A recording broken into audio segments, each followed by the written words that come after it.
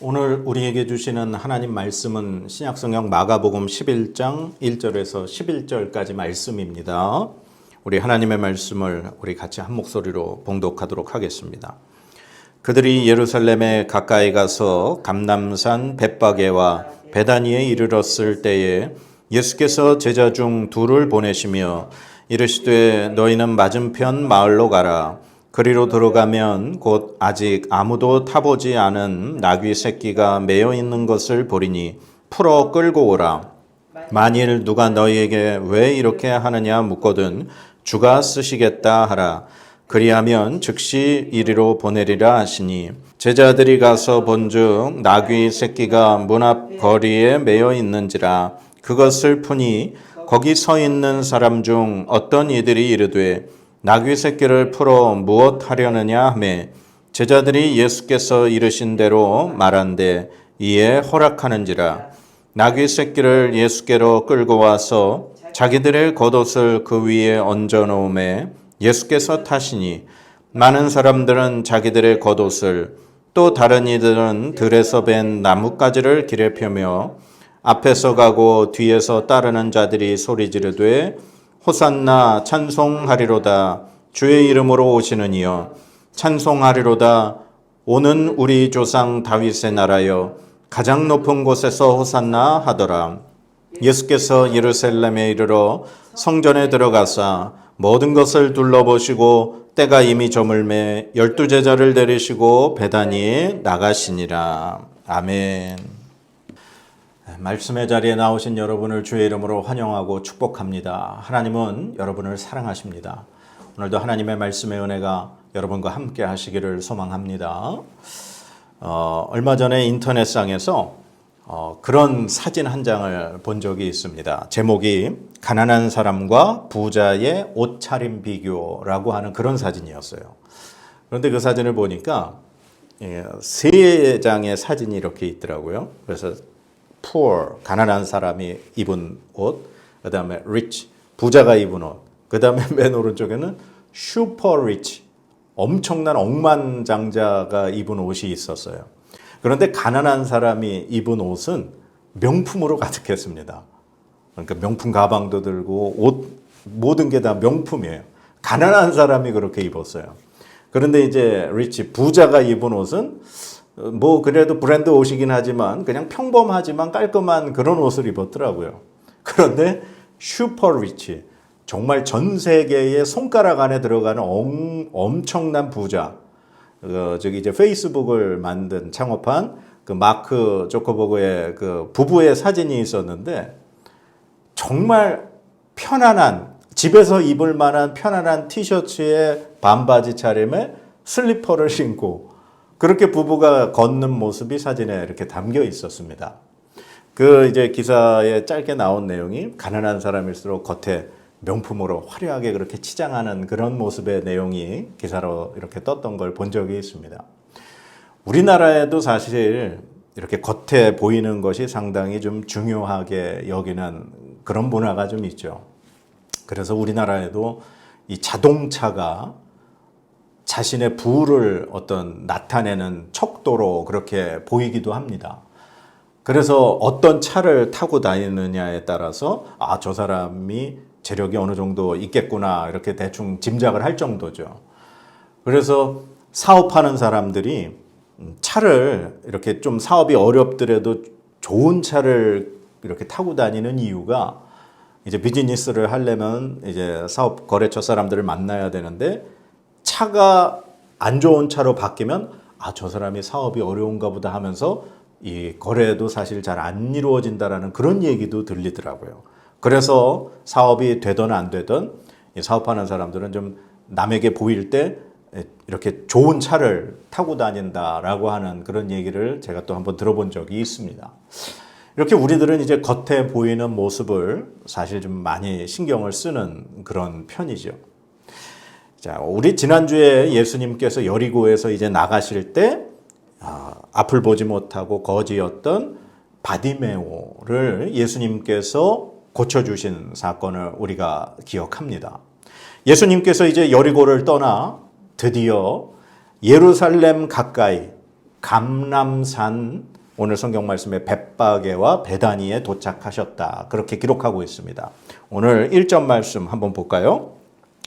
그들이 예루살렘에 가까이 와서 감람산 벳바게와 베다니에 이르렀을 때에 예수께서 제자 중 둘을 보내시며. 아멘. 이 감람산이라고 하는 것은 이제 영어로 표현을 하면 올리브산입니다. 올리브. 이 감람나무가 올리브 나무예요. 이 예루살렘 동편에 약 한 3km 정도 떨어진 곳에 이제 베단이라는 그런 곳이 있고 그곳에 이제 감람산이 있습니다.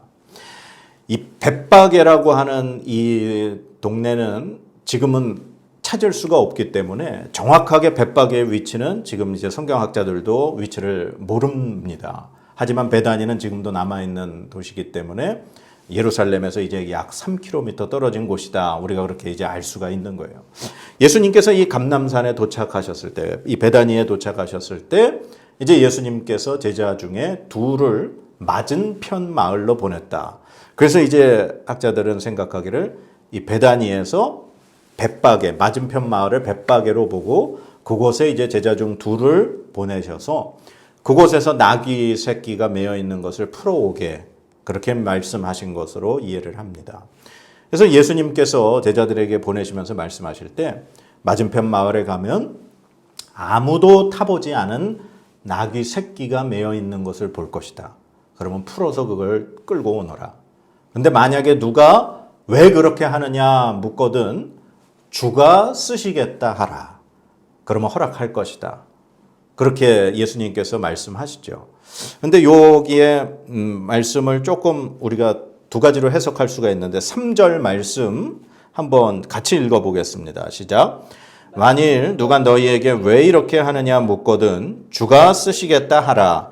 그리하면 즉시 이리로 보내리라 하시니. 아멘. 지금 이제 예수님의 말씀을 보면 주가 쓰시겠다 하라 하면은 즉시 그 사람들이 그거를 이리로 보내리라. 즉 예수님이 계신 곳으로 보낼 것이다라고 그렇게 우리가 지금 이 문장을 이해할 수 있습니다.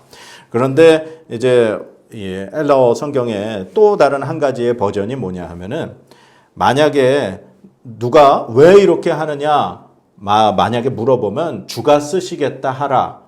그리고 다 쓰시고 난 다음에 다시 보내겠다. 다시 되돌려 주겠다. 그렇게 이야기하라라고 그렇게 해석할 수 있습니다. 그러니까 사실 남의 것인데 주인이 있는 것인데 그것을 어떻게 보면 도둑질 해오는 것처럼 사람들에게 보일 수 있잖아요. 그래서 이제 다른 해석으로는 주님께서 쓰시겠지만 주님께서 쓰시고 난 다음에 바로 즉시 되돌려 보낼 것이다. 그렇게 해석을 할 수도 있다는 것입니다. 그래서 예수님의 말씀대로 이 제자 중에 2명이 맞은편 마을에 갔더니 정말 아무도 타보지 않은 나귀 새끼가 매여 있는 것을 보고 그것을 풀어왔죠. 근데 사람들이 정말 도대체 그걸 왜 풀어가느냐 했더니 예수님 말씀하신 대로 주가 쓰시겠다. 그렇게 말했더니 허락을 해서 이제 가지고 옵니다.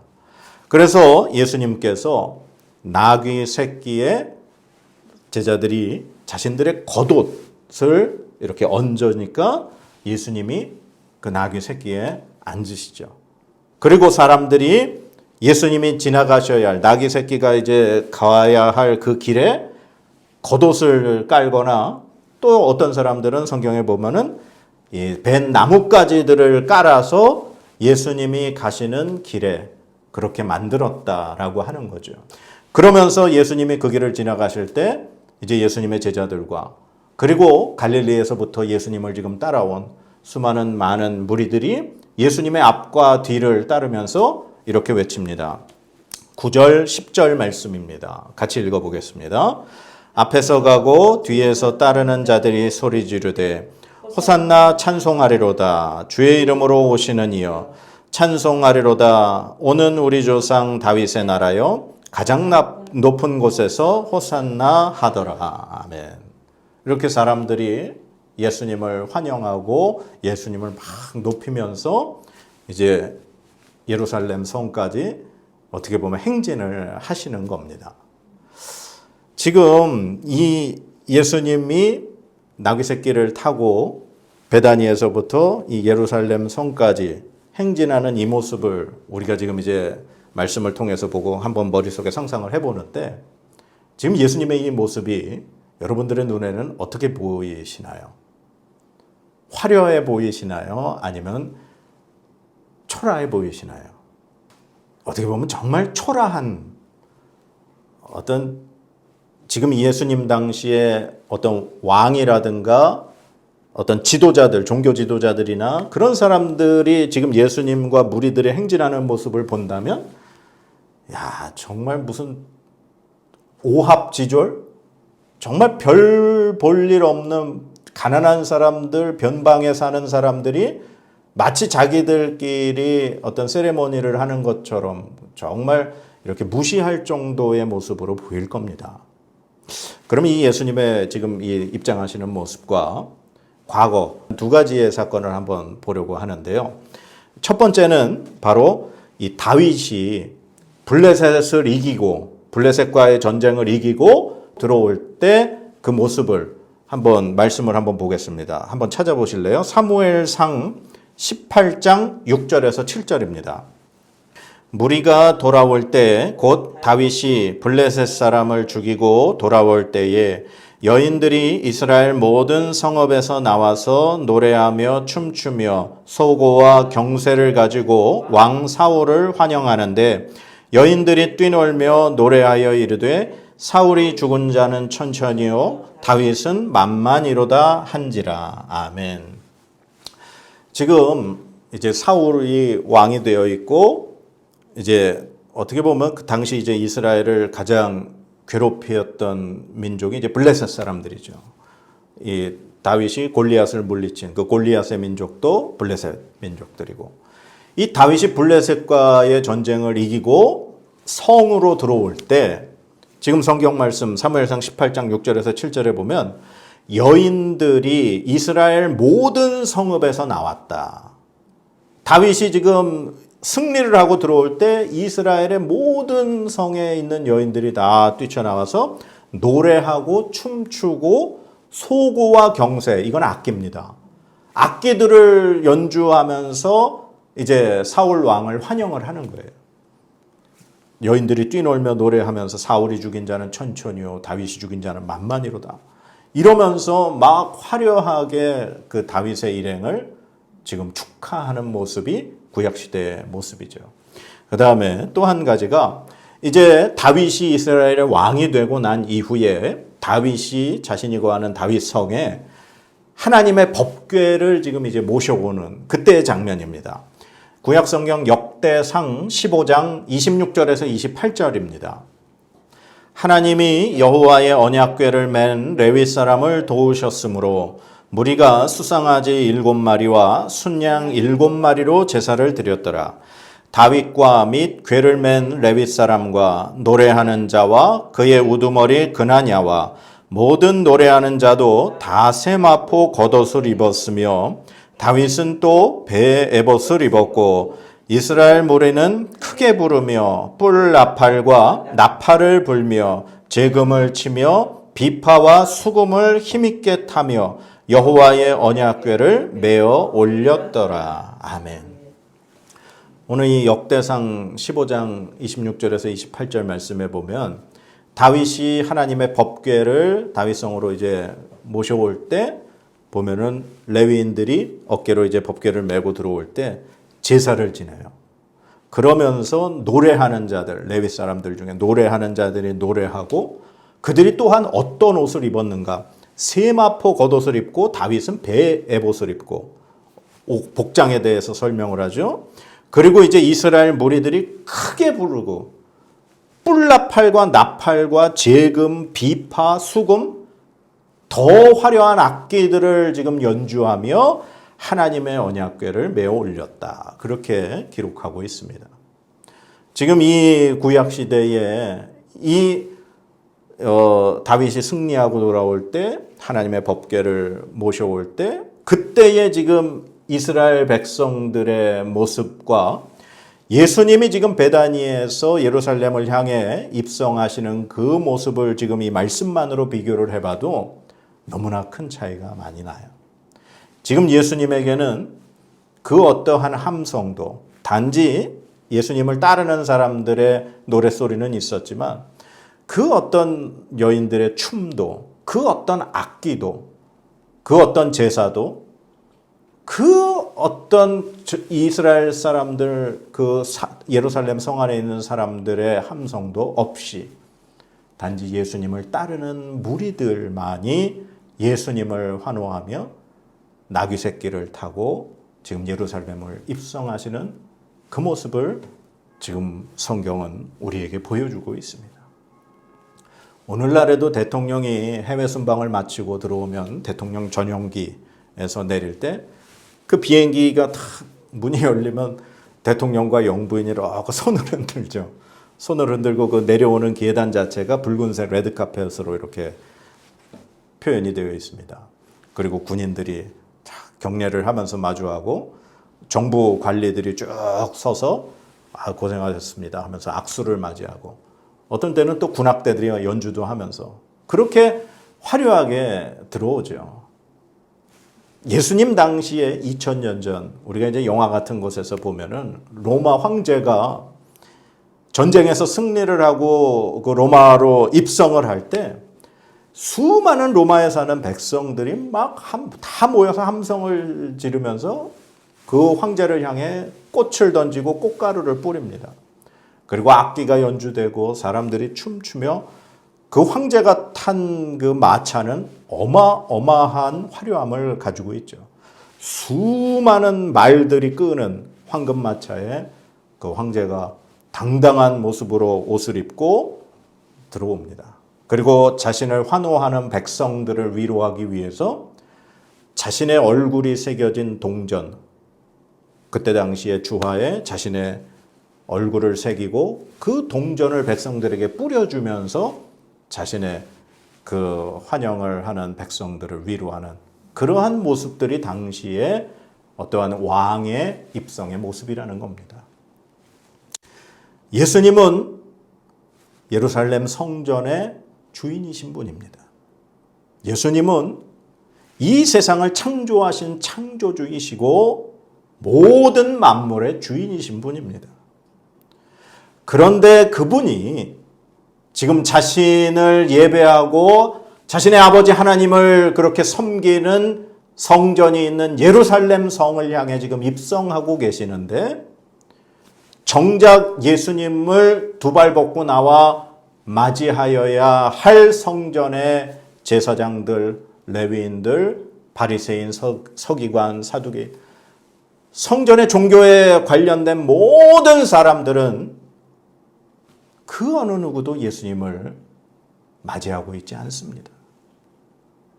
예수님을 단지 갈릴리에서부터 따라온 무리들, 그리고 예수님 곁에 있었던 제자들, 예수님에게 치료를 받았고 예수님에게 고침을 받았고 예수님에게 위로를 받았던 연약한 자들만이 지금 예수님과 함께 예수님의 그 중심 예루살렘 성전을 향해 들어가고 있다는 겁니다.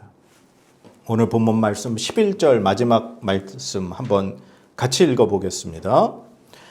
예수께서 예루살렘에 이르러 성전에 들어가사 모든 것을 둘러보시고 때가 이미 저물매 12제자를 데리시고 베다니에 나가시니라. 예수님께서 예루살렘 성 안에 이제 들어가셨더니 예수님이 그 성전을 둘러보셨어요. 예수님이 하나님을 예배하고 하나님 앞에 제사를 드리는 그 성전이 있는 그곳을 둘러보시는 동안 그 어떠한 환영이나 그 어떤 맞이하는 소리가 전혀 들리지 않습니다. 예수님은 그 성전을 그냥 조용히 둘러보시고 그리고 때가 저물어서 예수님은 제자들과 함께 다시 베다니로 나가셔서 머무시게 됩니다.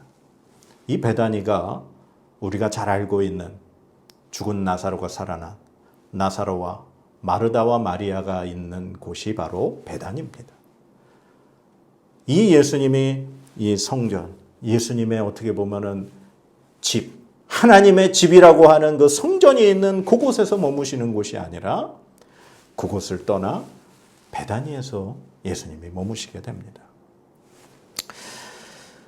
예수님에게 이 예루살렘 성전은 환영받아야 할 곳이었고 예수님을 그 누구보다도 맞이해야 될 사람들이 있어야 할 곳이 예루살렘 성전이었습니다.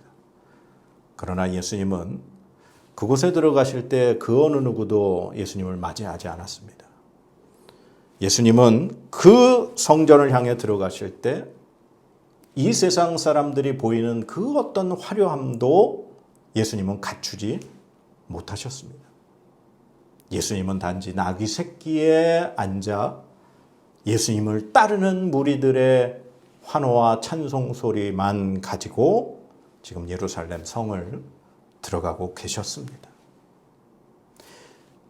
예수님에게 화려함이 어떠한 의미가 있을까요?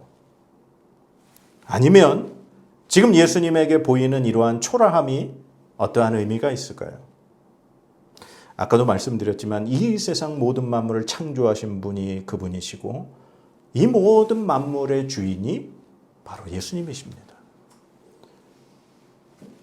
왕들이 입성할 때 보여지는 그러한 화려함으로 예수님을 맞이한다고 예수님에게 그러한 것들이 얼마나 큰 환영이 될까요? 예수님에게 이 세상에 가장 값진 것으로 드린다 해도 그것이 예수님에게 만족이 될 수는 없을 것 같습니다. 왜냐하면 예수님은 이 모든 것을 만드신 분이기 때문에, 창조하신 분의 아들이기 때문에 그렇습니다. 그러나 예수님은 겉의 화려함이 아니라 세상 사람들의 눈에 초라해 보이고 볼품없어 보인다 할지라도 예수님이 지금 나귀 새끼를 타고 예수님을 따르는 자들의 찬송을 들으시며 그들이 깔아놓은 겉옷과 나뭇가지를 밟고 예루살렘 성을 향해 들어가신 그 이유는 예수님의 중심에 예수님의 마음속에 그것을 해야 할 이유가 있었기 때문입니다. 겉의 화려함이 아니라 혹은 초라함이 아니라 예수님이 그렇게 하셔야 했던 이유가 있었던 것입니다. 그 이유는 바로 하나님의 말씀을 이루기 위해서였던 것입니다. 그것이 바로 구약성경 스가랴 9장 9절에 있는 말씀입니다. 같이 읽어보겠습니다. 시온에 따라 크게 기뻐할지어다. 예루살렘에 따라 즐거이 부를지어다. 보라, 내 왕이 내게 임하시나니 그는 공의로우시며 구원을 베푸시며 겸손하여서 나귀를 타시나니 나귀의 작은 것 곧 나귀 새끼니라. 아멘. 우리의 눈에 예수님의 지금 입성은 너무나 초라하고 볼품이 없지만 예수님에게는 겉으로 보이는 화려함이나 초라함의 의미가 중요하지 않습니다.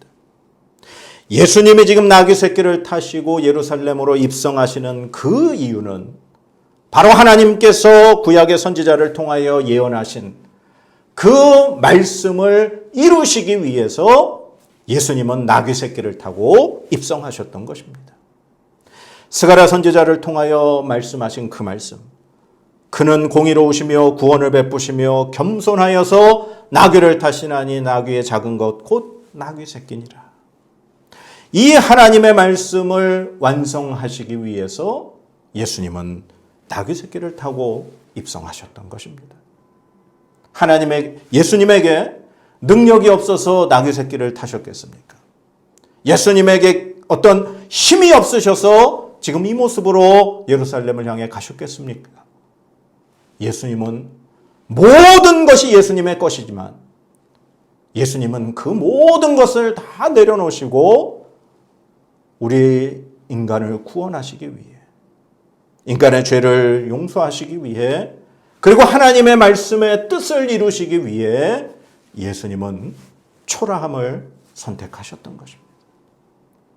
사랑하는 여러분, 우리가 겉으로 화려함을 보이기 위해 우리들은 많은 노력을 합니다.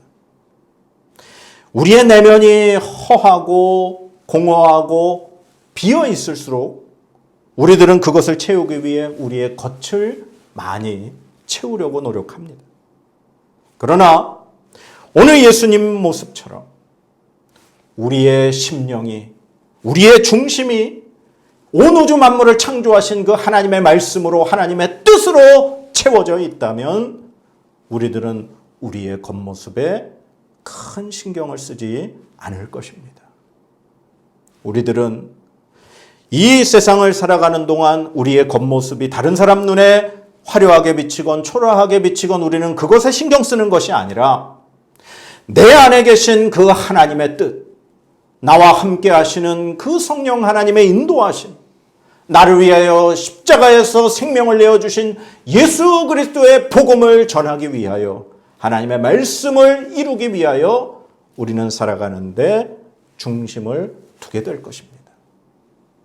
우리에게 겉모습은 아무 의미가 없습니다. 우리에게 화려함이란 아무 의미가 없습니다.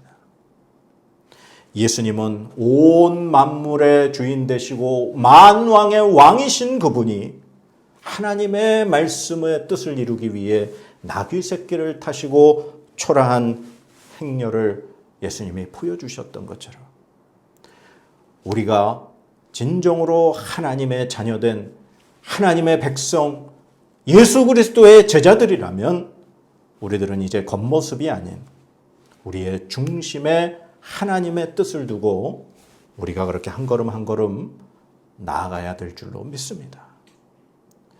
여러분 중심에 하나님의 말씀과 하나님의 은혜와 하나님의 사랑으로 가득하여 비록 우리의 겉은 우리의 삶은 우리의 모든 것들은 다른 사람들에게 초라하게 보인다 할지라도 하나님의 뜻을 이루기 위하여 하나님의 말씀을 실행하기 위하여 그렇게 우리가 살아갈 수 있는 진정한 하나님의 백성들 되시기를 주님의 이름으로 간절히 축원합니다.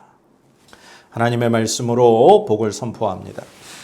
여호와는 내게 복을 주시고 너를 지키시기를 원하며 여호와는 그의 얼굴을 내게 비추사 은혜 베푸시기를 원하며 여호와는 그 얼굴을 내게로 향하여 드사 평강 주시기를 원하노라. 아멘.